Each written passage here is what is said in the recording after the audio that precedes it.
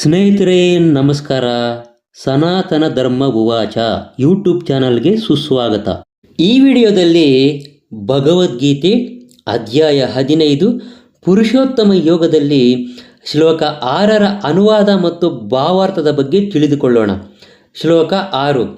ನ ತದ್ಭಾಸಯತೆ ಸೂರ್ಯೋ ನ ಶಶಾಂಕೋ ನ ಪಾವಕಃ ಯದ್ಗತ್ವಾ ನ ನಿವರ್ತಂತೆ ತದ್ದಾಮ ಪರಮಂ ಮಮ. ಇದರ ಅನುವಾದ: ಆ ನನ್ನ ಪರಮಧಾಮವನ್ನು ಸೂರ್ಯಚಂದ್ರರಾಗಲಿ ಅಗ್ನಿ ವಿದ್ಯುತ್ ಶಕ್ತಿಗಳಾಗಲಿ ಬೆಳಗುವುದಿಲ್ಲ. ಅದನ್ನು ತಲುಪಿದವರು ಈ ಐಹಿಕ ಜಗತ್ತಿಗೆ ಮತ್ತೆ ಬರುವುದೇ ಇಲ್ಲ. ದೇವೋತ್ತಮ ಪರಮ ಪುರುಷನಾದ ಕೃಷ್ಣನ ನಿವಾಸವಾದ ಆಧ್ಯಾತ್ಮಿಕ ಜಗತ್ತಿಗೆ ಕೃಷ್ಣಲೋಕ, ಗೋಲೋಕ, ವೃಂದಾವನ ಎಂದು ಹೆಸರು. ಅದನ್ನು ಇಲ್ಲಿ ವರ್ಣಿಸಲಾಗಿದೆ. ಆಧ್ಯಾತ್ಮಿಕ ಗಗನದಲ್ಲಿ ಸೂರ್ಯನ ಬೆಳಕು, ಬೆಳದಿಂಗಳು, ಅಗ್ನಿ ಅಥವಾ ವಿದ್ಯುತ್ ಶಕ್ತಿ ಯಾವುದೂ ಸಹ ಅಗತ್ಯವಿಲ್ಲ. ಏಕೆಂದರೆ ಎಲ್ಲ ಲೋಕಗಳು ಸ್ವಯಂ ಪ್ರಭೆಯಿಂದ ಬೆಳಗುತ್ತಾ ಇರುತ್ತವೆ. ಈ ವಿಶ್ವದಲ್ಲಿ ಸ್ವಯಂ ಪ್ರಭೆ ಇರುವ ಲೋಕ ಒಂದೇ ಒಂದು, ಅದು ಸೂರ್ಯ. ಆದರೆ ಆಧ್ಯಾತ್ಮಿಕ ಗಗನದಲ್ಲಿ ಎಲ್ಲ ಲೋಕಗಳಿಗೆ ಸ್ವಯಂ ಪ್ರಭೆಯುಂಟು. ವೈಕುಂಠ ಲೋಕಗಳೆಂದು ಕರೆಯಲಾಗಿರುವಂಥ ಲೋಕಗಳ ಬೆಳಗುವ ಕಾಂತಿಯೇ ಹೊಳೆಯುವ ಆಕಾಶವಾದ ಬ್ರಹ್ಮಜ್ಯೋತಿ. ವಾಸ್ತವವಾಗಿ ಪ್ರಭೆಯು ಕೃಷ್ಣನ ಲೋಕವಾದ ಗೋಲೋಕ ವೃಂದಾವನದಿಂದ ಮೂಡಿಬರುತ್ತದೆ. ಮಹತ್ತತ್ವವು ಎಂದರೆ ಐಹಿಕ ಜಗತ್ತು ಆ ಮಹಾಪ್ರಭೆಯ ಒಂದು ಭಾಗವನ್ನು ಮುಚ್ಚಿಬಿಡುತ್ತದೆ. ಇದನ್ನು ಬಿಟ್ಟರೆ ಬೆಳಗುವ ಆಕಾಶದ ಬಹುಭಾಗ ಆಧ್ಯಾತ್ಮಿಕ ಲೋಕಗಳಿಂದ ತುಂಬಿರುತ್ತದೆ. ಈ ಲೋಕಗಳಿಗೆ ವೈಕುಂಠಗಳೆಂದು ಹೆಸರು. ಅವುಗಳಲ್ಲಿ ಮುಖ್ಯವಾದದ್ದು ಗೋಲೋಕ, ವೃಂದಾವನ. ಜೀವಿಯು ಈ ಕತ್ತಲು ಮುಸುಕಿರುವಂಥ ಐಹಿಕ ಜಗತ್ತಿನಲ್ಲಿ ಇರುವಷ್ಟು ಕಾಲವೂ ಬದ್ಧ ಜೀವನದಲ್ಲಿಯೇ ಇರುತ್ತಾನೆ. ಈ ಐಹಿಕ ಜಗತ್ತಿನ ಮುಖ್ಯವಾದ ವಿಕೃತ ಮರವನ್ನು ಕತ್ತರಿಸಿಕೊಂಡು ಆಧ್ಯಾತ್ಮಿಕ ಗಗನವನ್ನು ತಲುಪುತ್ತಲೇ ಆತನು ಮುಕ್ತನಾಗುತ್ತಾನೆ. ಆಗ ಅವನು ಮತ್ತೆ ಇಲ್ಲಿಗೆ ಬರುವ ಸಂಭವವೇ ಇರುವುದಿಲ್ಲ. ತನ್ನ ಬದ್ಧ ಜೀವನದಲ್ಲಿ ಜೀವಿಯು ತಾನೇ ಈ ಐಹಿಕ ಜಗತ್ತಿನ ಪ್ರಭು ಎಂದು ಭಾವಿಸುತ್ತಾನೆ.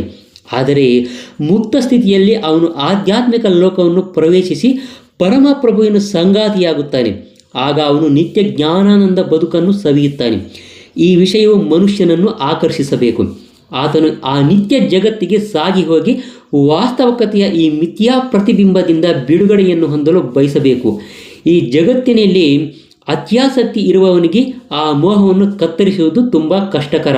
ಆದರೆ ಅವನು ಭಕ್ತರ ಸಹವಾಸದಲ್ಲಿ ಕೃಷ್ಣ ಪ್ರಜ್ಞೆಯನ್ನು ಅನುಸರಿಸಿದರೆ ಕ್ರಮೇಣ ಅನಾಸಕ್ತನಾಗುವ ಸಾಧ್ಯತೆಗಳು ಇದ್ದಾವೆ.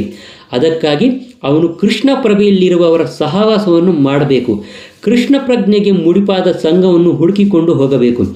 ಭಕ್ತಿ ಸೇವೆಯನ್ನು ಮಾಡುವುದು ಹೇಗೆ ಎಂದು ಕಲಿತುಕೊಳ್ಳಬೇಕು. ಈ ರೀತಿಯಲ್ಲಿ ಅವನು ಐಹಿಕ ಜಗತ್ತಿನ ಮೋಹವನ್ನು ಕತ್ತರಿಸಿ ಹಾಕಬಹುದು. ಕಾವಿಯ ಬಟ್ಟೆಯನ್ನು ಧರಿಸಿದ ಮಾತ್ರದಿಂದಲೇ ಐಹಿಕ ಜಗತ್ತಿನ ಆಕರ್ಷಣೆಯಿಂದ ಬಿಡುಗಡೆಯಾಗುವುದಿಲ್ಲ. ಅವನು ಪ್ರಭುವಿನ ಭಕ್ತಿ ಸೇವೆಯಲ್ಲಿ ಆಸಕ್ತಿಯನ್ನು ಪಡೆಯಬೇಕು.